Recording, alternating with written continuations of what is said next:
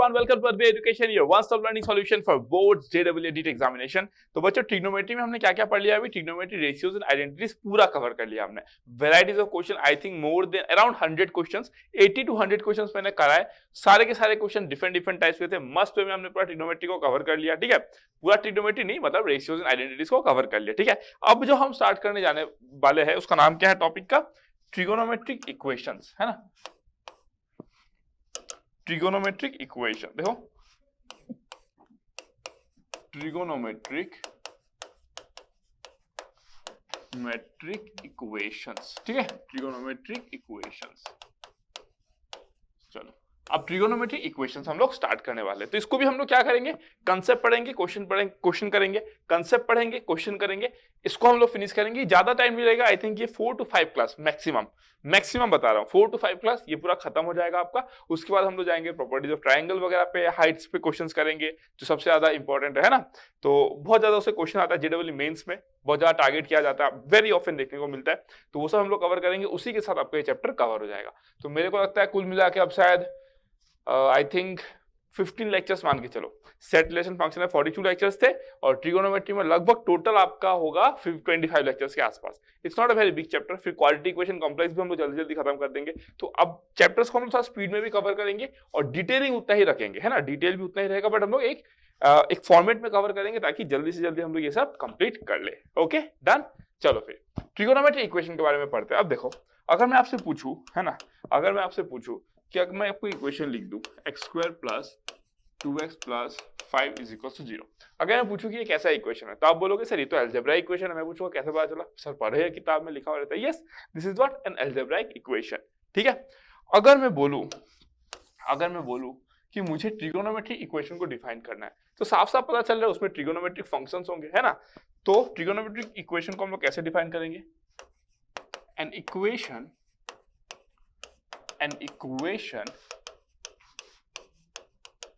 involving trigonometric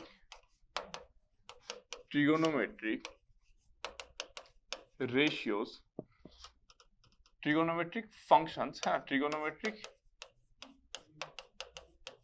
functions in unknown angle is called a trigonometric equation, ठीक है। Example के तौर पे मैं अगर लिखूं तो एग्जांपल देखो, sin θ = 0। फिर क्या लिख सकता हूं मैं? cos² θ + 2 sin θ = 0, है ना। This all are examples of what? tan θ + 2 sin θ / cot θ = 0, है ना। = 0 इज नॉट मैटर, कुछ और भी हो सकता है भाई, 2 लिख दो लो, = 2, कुछ भी हो सकता है ना। अब हमको नहीं पता कि ये वैलिड है कि नहीं वैलिड है, इसका सॉल्यूशन एग्जिस्ट भी करेगा कि नहीं करेगा, we don't know, but this is what a trigonometric equation, है ना। ये नंबर 1, ये नंबर 2, ये नंबर 3। तो these are all what? Trigonometric equation. क्या कहता है इक्वेशन? कोई भी ऐसा इक्वेशन होगा जहां पे ट्रिगोनोमेट्रिक फंक्शंस इन सब अननोन एंगल होगा, है ना। तो उसी को आप क्या बोलते हो? Trigonometric equation. अगर मैं आपको बोलूं कि फॉर एग्जांपल, अगर मैं आपको बोलूं कि देखो, अगर मैं यहाँ पे लिखता हूं x² - 2x + 3, है ना, = -1, लेट्स से, ठीक है। अगर मैं बोलूं कि ये अलजेब्राइक इक्वेशन, इसका सॉल्यूशन क्या होगा? तो अलजेब्राइक इक्वेशन का सॉल्यूशन क्या होता है? The value of the unknown variable. Unknown variable क्या है यहाँ पे? x। तो x का वैल्यू निकालोगे, वही इसका सॉल्यूशन होगा। इसमें क्या होगा आपका सॉल्यूशन? यहाँ पर theta will be the solution, है ना। The value of the unknown angle for which the equation is satisfied is called its solution, है ना। तो क्या लिखोगे? डेफिनेशन लिख दो, मैं लिख नहीं रहा हूं। The solution of a trigonometric equation, write down, the solution of a trigonometric equation is nothing but the value of the unknown angle theta for which the particular trigonometric equation is satisfied, ठीक है। Clear हो गया? एकदम simple सा चीज है, एकदम simple सा चीज है। ट्रिगोनोमेट्रिक इक्वेशंस इजी होगा as compare to trigonometric ratios and identities, क्योंकि इसमें बहुत ज्यादा ट्विस्ट नहीं आएगा। जितना ट्विस्ट हो सकता है मैं हर वेराइटी ऑफ क्वेश्चन के बारे में डिस्कस कर लूंगा, डोंट वरी, इसमें बहुत ज्यादा वेराइटीज नहीं होंगे, अनलाइक आपका ट्रिगोनोमेट्रिक रेशियोज एंड आइडेंटिटीज जहां आपने देखा था बहुत सारे वेराइटीज है ना।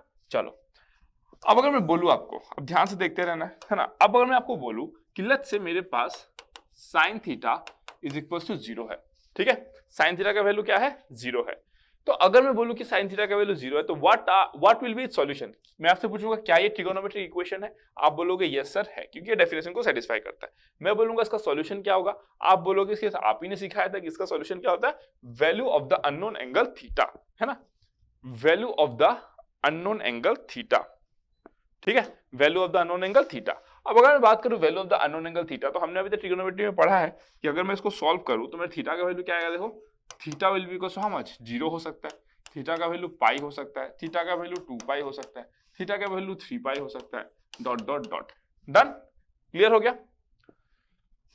अब अगर मैं आपसे पूछूं, है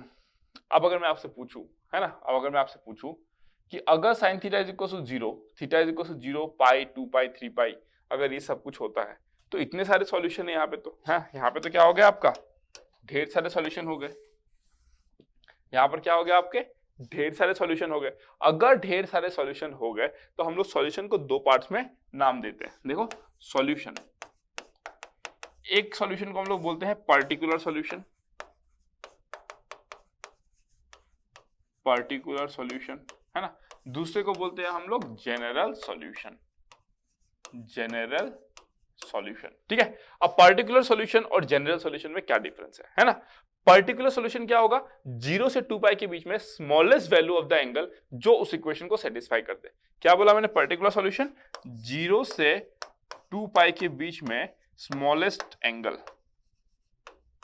स्मॉलेस्ट एंगल that satisfies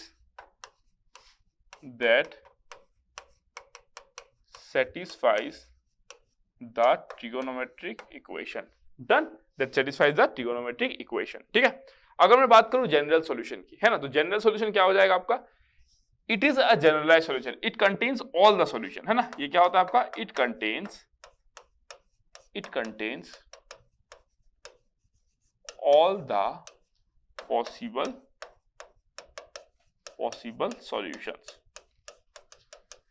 है ना। अब देखो इसका मतलब क्या हुआ, अगर मैं बोलूं कि देखो 0 से 2 पाई के बीच में अगर मैं बोलूं sine theta is equal to 0, है ना, sine theta is equal to 0 अगर है तो 0 will be what, it's principal solution we can say, है ना, 0 will be the principal solution, क्योंकि 0 से 2 पाई के बीच में 0 भी होता है, पाई भी होता है, 2 पाई भी होता है ना, तो 0 will be the what, principal solution, ठीक है।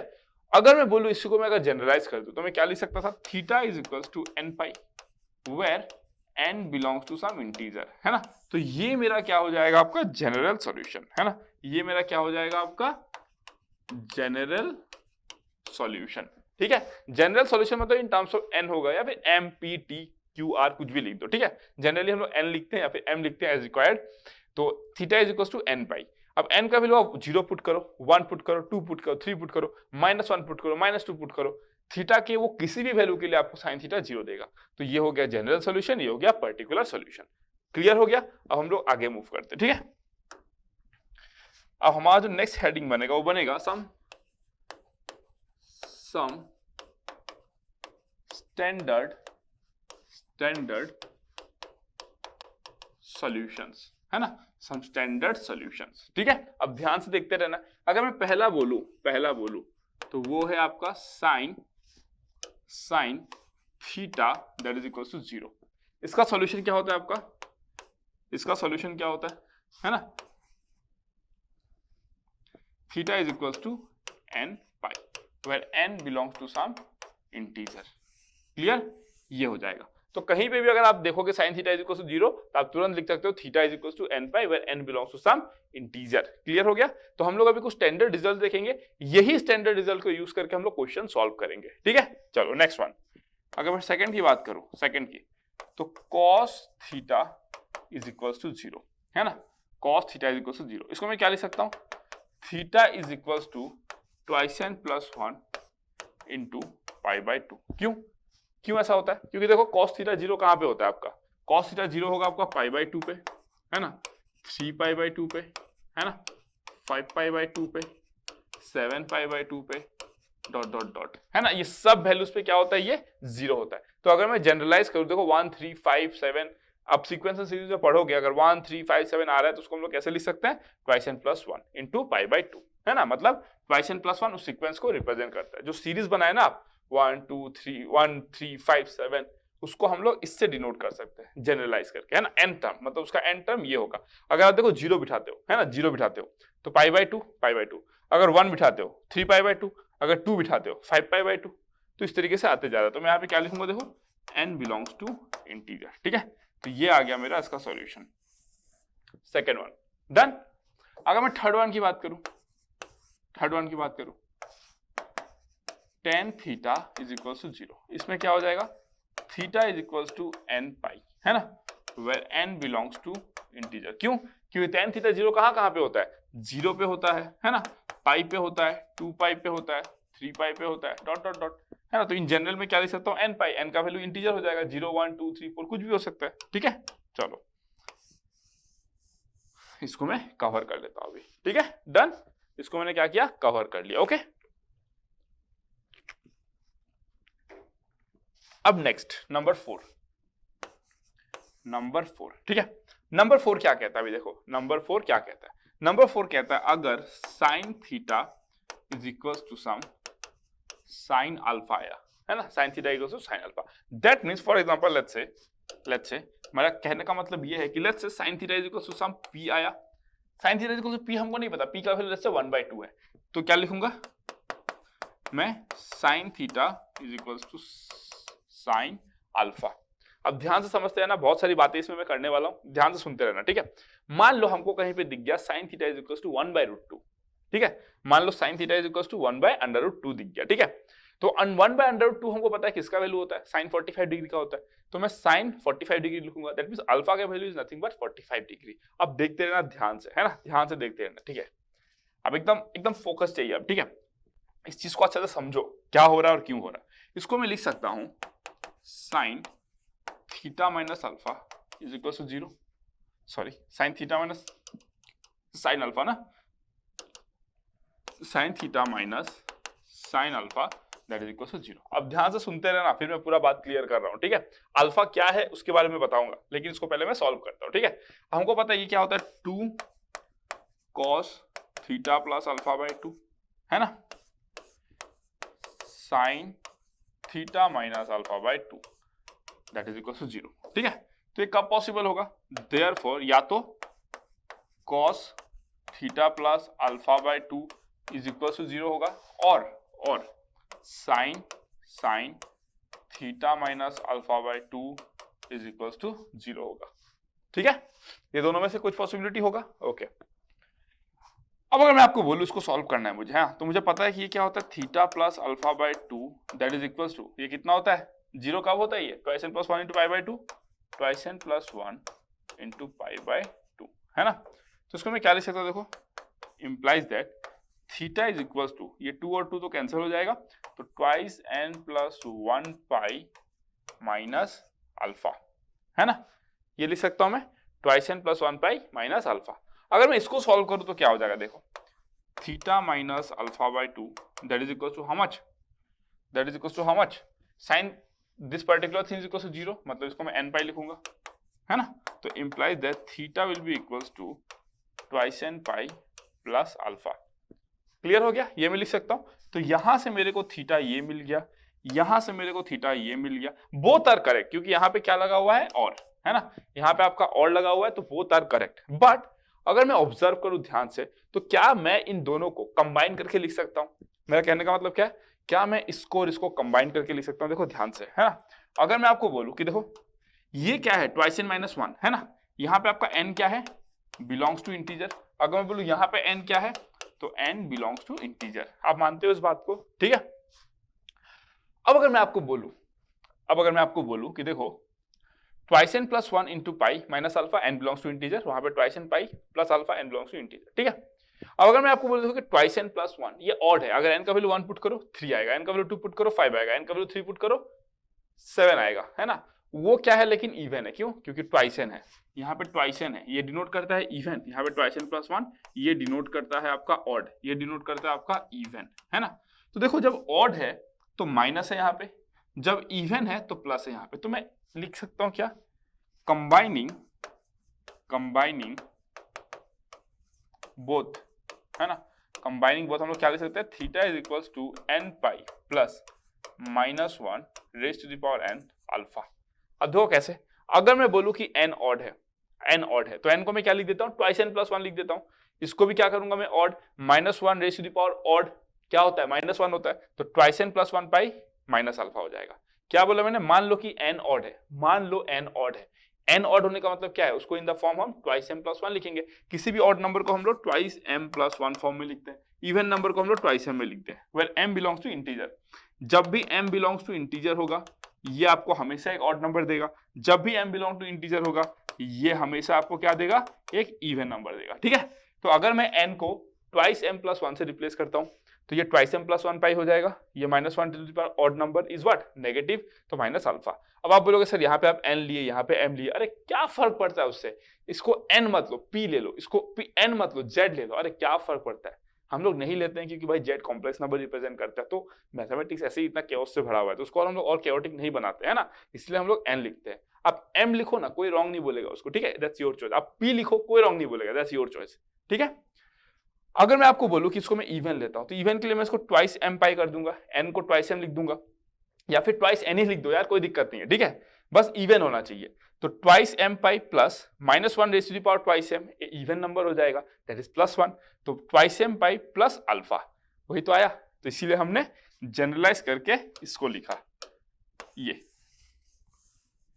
ठीक है। तो ये हमारा बन जाएगा फाइनल रिजल्ट, ये हमारा बना फाइनल रिजल्ट। कब, जैसे कि sin theta is equal to 0 में आप क्या लिखते हो, theta is equal to n pi, cos theta equal to 0 पे क्या लिखते हो, twice n plus 1 into pi by 2। वैसे ही जहां पे आपको sin theta is equal to sin alpha दिख गया, वहां पे आप क्या लिखोगे, theta is equal to alpha तो आप निकाल लोगे, let's say sin theta is equal to 1/√2 है, तो sin theta is equal to 1/√2 को आप क्या लिखोगे, sin 45 डिग्री, मतलब sin पाई बाई 4, तो अल्फा का वैल्यू क्या हो गया, पाई बाई 4 हो गया। तो जनरल सॉल्यूशन क्या हो जाएगा, theta is equal to n pi plus -1 raise to the power n into alpha, alpha का वैल्यू क्या है, पाई बाई 4, तो इसको पाई बाई 4 से रिप्लेस कर देना, आंसर मिल जाएगा आपको, डन। अब ध्यान से देखो यहाँ पे, अब मैं बात करता हूँ अल्फा के बारे में, ठीक है। कहाँ गया ये अल्फा, यहाँ पे आपका जो अल्फा होगा दैट बिलोंग्स टू -π/2 से लेकर π/2, ठीक है।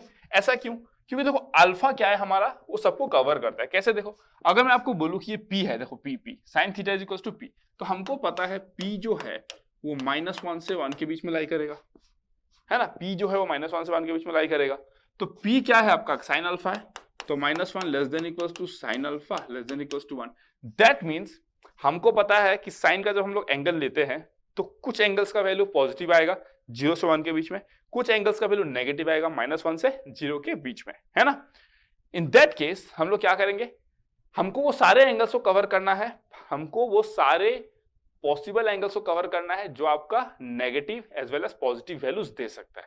तो हम लोग क्या बोल दिए, देखो -π/2 less than equals to alpha less than equals to what, π/2।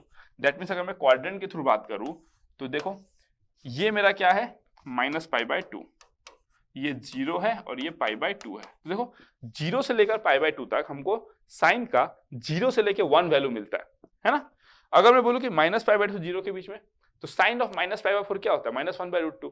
That means हम लोग थ्रू आउट जो उसका रेंज है उसको कवर कर लिए, साइन थीटा का जो थ्रू आउट रेंज है उसको हम लोग क्या किया, कवर कर लिए। कब, अल्फा को हम लोग -π/2 से π/2 के बीच में बिठा के। अब आपका डाउट आएगा कि सर हम लोग 0 से पाई क्यों नहीं लिए। अब सोचो अगर मान लो लेट्स से आप 0 से पाई लेते हो, लेट्स से आप 0 से पाई लेते हो, ठीक है, आप क्या बोले कि 0 से पाई, तो ये 0, ये π/2, ये पाई, ठीक है। 0 से π/2 तक पॉजिटिव वैल्यू ही मिलेगा, मतलब 0 से 1 कवर होगा। π/2 से पाई तक क्या हो जाएगा आपको, 1 से 0, मतलब still you are covering the positive values. तो नेगेटिव वैल्यूज कहां से कवर करोगे, नेगेटिव वैल्यूज कहां से कवर करोगे, क्योंकि अगर आप 0 से पाई ले तो ओनली पॉजिटिव वैल्यूज कवर कर रहे हो ना आप तो, लेकिन आपको उसका सारा वैल्यूज को कवर करना है। दैट इज द रीजन हम लोग अल्फा बोले -π/2 से π/2। इसका प्रैक्टिकल सिग्निफिकेंस ये है कि जब आपको यहाँ पे दिख जाएगा sin theta is equals to 1/√2 तो आप sin π/4 बोलोगे। जब आपको दिख जाएगा sin theta is equals to -1/√2, in that case आप sin -π/4 बोलोगे, क्योंकि -1/√2 को हम लोग 225 डिग्री से भी रिप्लेस कर सकते हैं। sin 225 डिग्री भी आपका कितना होगा, -1/√2 ही होगा, but we take the smallest possible angle that is in negative, चलेगा, कोई दिक्कत नहीं है, -π/2 से π/2।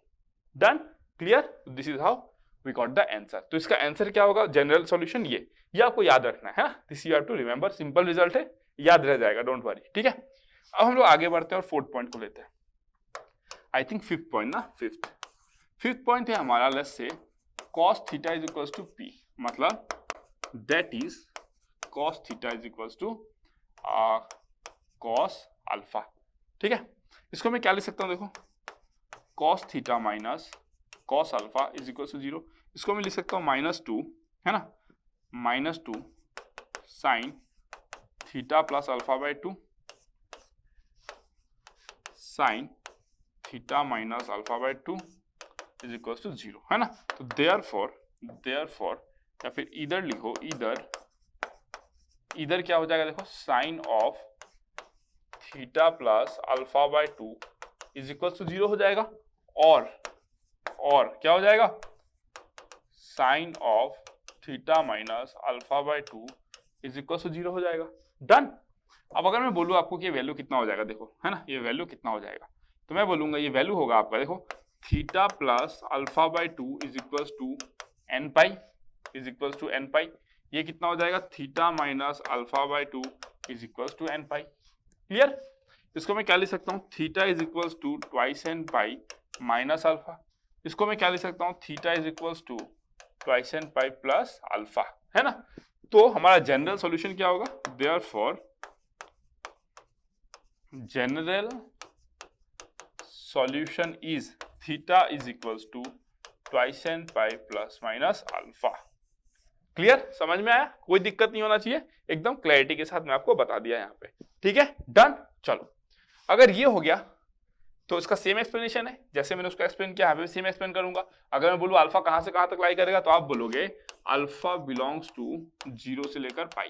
अब आप बोलोगे सर 0 से पाई क्यों लिए, सर माइनस पाई बाई 2 से पाई बाई 2 क्यों नहीं लिए। अरे बेवकूफ, देखो अगर मैं माइनस पाई बाई 2 से अगर मैं पाई बाई 2 तक लेता हूं, ठीक है, तो साइन 60 डिग्री कितना होगा, 1/2। साइन माइनस 60 डिग्री भी 1/2 ही होता है, क्योंकि फोर्थ क्वाड्रेंट में वो क्या होता है, पॉजिटिव होता है। तो हम क्या कवर किए, 0 से लेकर पाई कवर किए। क्यों, 0 से लेकर पाई बाई 2 तक positive values cover, pi by 2 से पाई तक आपका negative values cover. So this is the only reason. ठीक है, डन। चलो ये क्लियर हो गया। नंबर 6,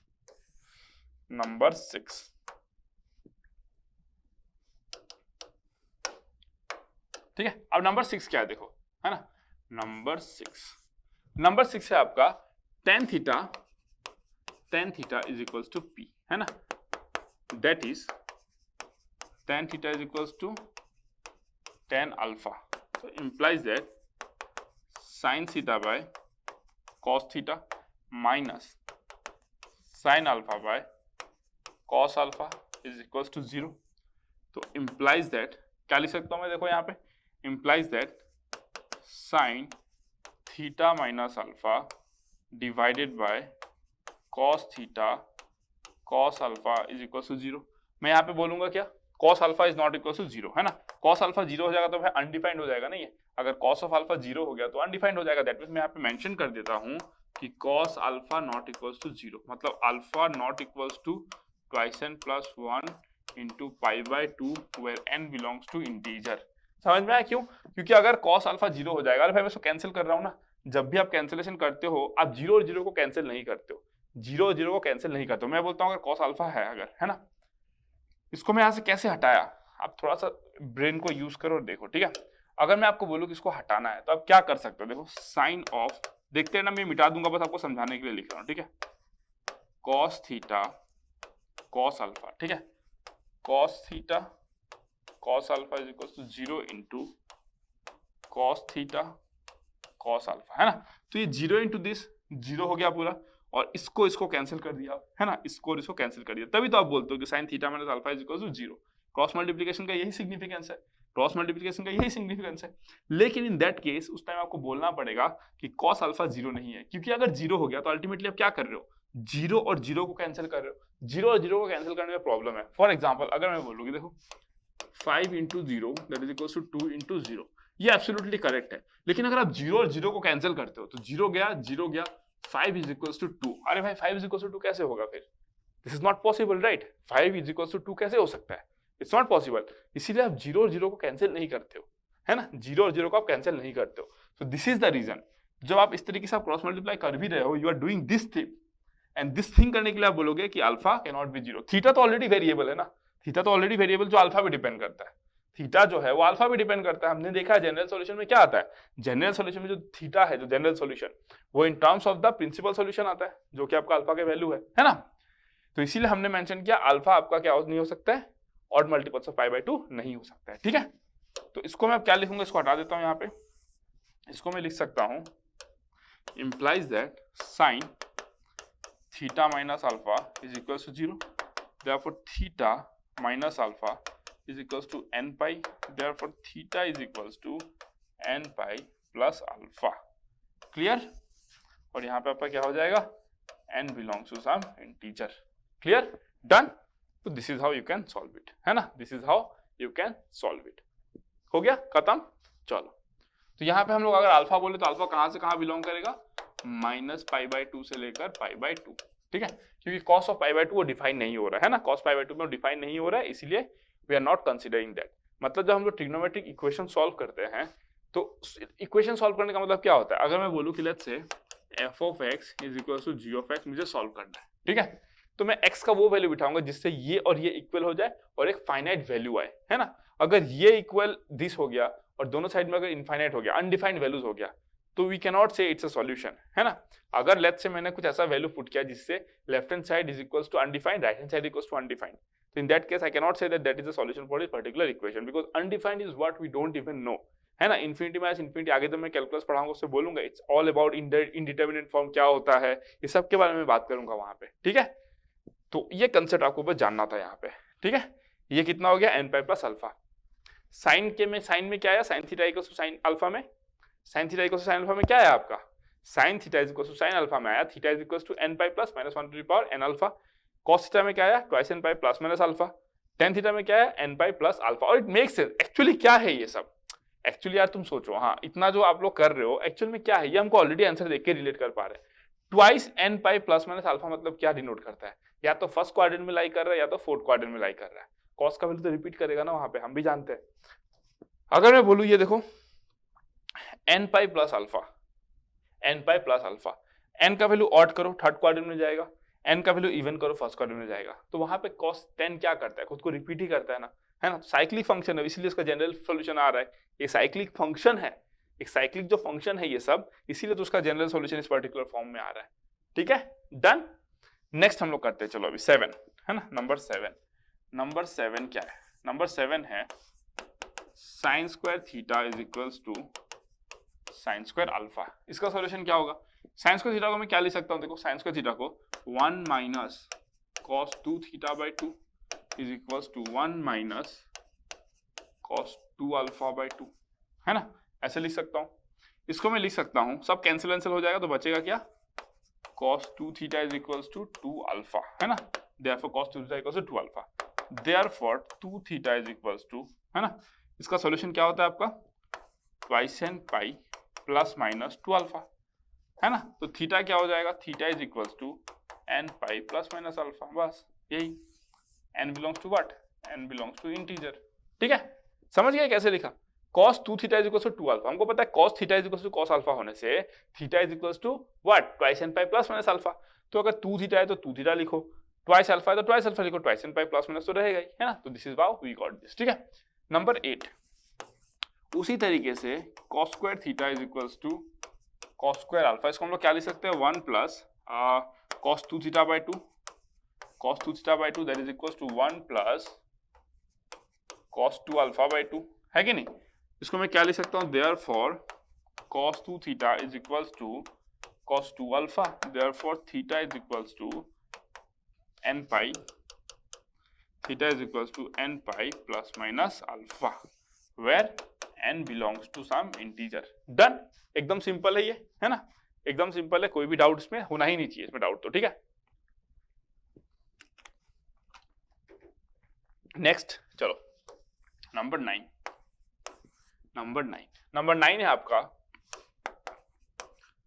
tan स्क्वायर थीटा, है ना, is equals to tan square alpha, ठीक है, डन। यहां पे भी थीटा कितना हो जाएगा, n pi plus minus alpha, n belongs to integer. कैसे हो जाएगा, sine square theta by cos square theta, sine square alpha by cos square alpha, है ना। तो इधर लेकर जाओगे, इधर लेके जाओगे, सिंप्लीफाई करोगे, you will get your answer, है ना, सिंप्लीफाई करोगे you will get your answer. तो this is I am keeping up to you, है ना, ये मैं आपके ऊपर रखता हूं, आप इसको खुद से करोगे। इतना सारा मैंने कर दिया, एक आप भी करके देखो, इतना सारा तो मैंने आपको करके दिखाई दिया, अब इसको आप भी करके देखो कैसे करना है इसको, ठीक है। तो you can easily solve it, आपको थोड़ा सा बस ट्राई करना है कैसे इसको सॉल्व करना है, you can easily do after it, ठीक है। अब इसके बाद हम लोग कैसे करेंगे, समझ में आ रहा है कि नहीं कैसे करना है? अरे भाई चलो मैं खुद ही करा देता हूँ ना, आपको मैं होमवर्क दूंगा फिर आप परेशान होगे, उससे अच्छा चलो मैं खुद ही करा देता हूँ। देखो अगर मैं बोलूँ कि sign square theta by cos square theta नहीं करते हैं, sign square alpha by cos square alpha नहीं करते हैं, वैसे करके ट्राई कर लेना, कुछ आता है क्या? मैं बोलता हूँ उसको कंपोनेंट और डिविडेंड अप्लाई करता हूँ, है ना, कंपोनेंट और डिविडेंड। तो मैं लिख सकता हूँ implies that tan square theta plus 1 by tan square theta minus 1 that is equals to tan square alpha plus 1 by, है ना, tan square alpha minus 1। कैसे किया मैंने? by using componendo and dividendo। School में पढ़ते हो, है ना, इन्वर्टेंडो, कंपोनेंडो, डिविडेंडो, है ना, सब कुछ, एडेंडो, सब कुछ सब स्कूल में पढ़ते हो, ठीक है। अब इसको मैं क्या लिख सकता हूँ? देखो इसको मैं लिख सकता हूँ 1 minus tan square theta by 1 plus tan square theta, that can be written as 1 minus tan square alpha by 1 plus tan square alpha, है ना। इसको मैं क्या लिख सकता हूँ? देखो implies that cos 2 थीटा, ये क्या हो जाएगा? cos 2 थीटा, है ना, और ये हो जाएगा आपका cos 2 अल्फा, ठीक है। therefore cos theta equals to cos 2 alpha, ये हमको पता है, इसका सॉल्यूशन क्या होता है आपका? cos 2 theta equals to cos 2 alpha, है ना। तो 2 theta it is equals to twice n pi, है ना, plus minus twice alpha, therefore theta is equals to n pi plus minus alpha, जहां पे n क्या होता है आपका? बिलोंग्स टू सम इंटीजर, है ना, n belongs to some integer. Clear हो गया? डन, कोई डाउट नहीं होना चाहिए इसमें, ठीक है। This is how we solve this question, है ना, this is how we solve this question, I mean this particular, है ना, नॉट दिस क्वेश्चन, मतलब इस कंसेप्ट को हमने ऐसे सॉल्व कर लिया। ये आपका 9 नंबर। तो this are the 9 results you have to remember, है ना। ये 9 रिजल्ट्स का आपको आंसर एकदम दिमाग में रहना चाहिए, इसका जो जनरल सॉल्यूशन आया वो आपके एकदम दिमाग में छपा हुआ रहना चाहिए, ठीक है। अब अगर मैं आगे बढ़ूं तो और एक फॉर्म लेता हूं मैं, स्पेशल फॉर्म, है ना, नंबर 10 क्या है? a cos theta plus b sin theta is equals to c, है ना। इसका हमको क्या निकालना है? General solution. इसका हमको क्या निकालना है? जनरल सॉल्यूशन, मतलब थीटा का वैल्यू, है ना। चलो अगर मैं बोलूं कि let a is equals to r cos phi, b is equals to r sin phi, ठीक है। तो मैं r स्क्वायर क्या लिख सकता हूं? देखो r square is equals to, है ना, r स्क्वायर ऐसे करता हूं, देखो फाई, ठीक है।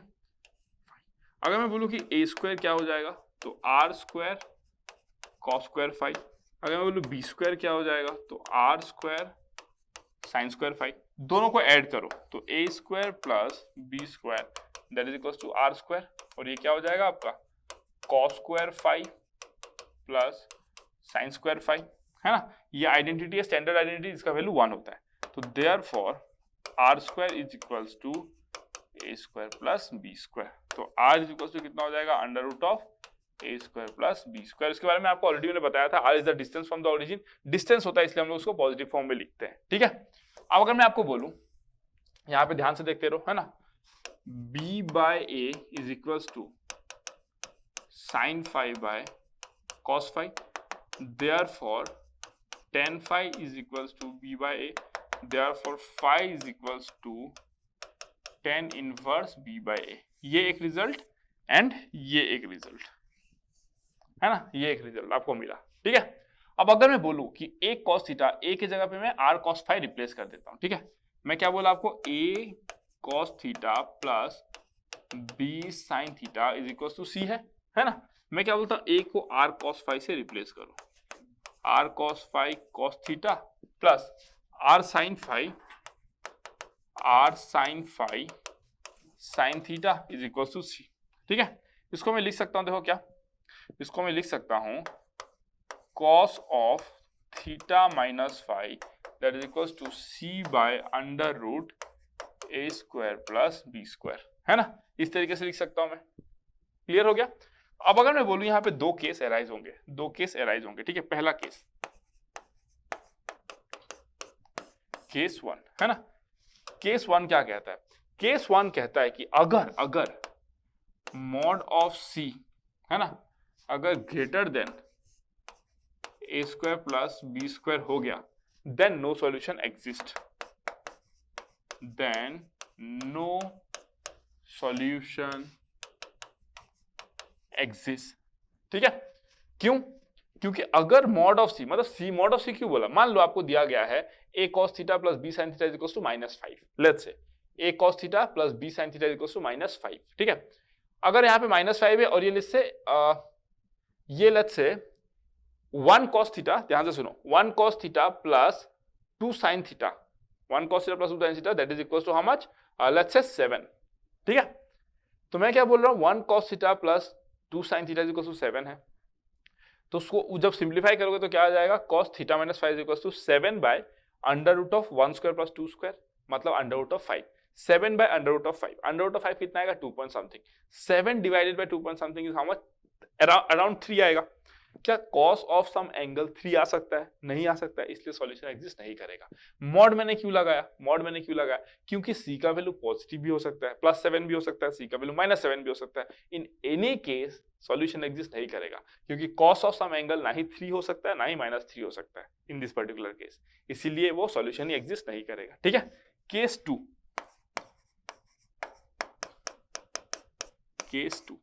2 में क्या है आपका? मॉड सी जो है वो less than equals under root of a square plus b square, है ना। तो इन दिस केस आपका सॉल्यूशन एग्जिस्ट करेगा, और सॉल्यूशन क्या होगा? cos of theta minus 5 that is equals to some, let's say cos of क्या बोल दूं मैं, अल्फा बोल देता हूं, सम cos ऑफ अल्फा, है ना। तो therefore theta minus 5 that is equals to कितना हो जाएगा? Twice n pi plus minus alpha, therefore theta is equals to twice n pi, है ना, प्लस 5 प्लस माइनस अल्फा, ठीक है। यहाँ पे n क्या हो जाएगा? बिलोंग्स टू इंटीजर, ठीक है। अब यहाँ पे जो हमने फाई यूज किया, जो हमने अल्फा यूज किया, इन एंगल्स को क्या बोलते हो? सब्सिडायरी एंगल्स, है ना। Phi alpha are called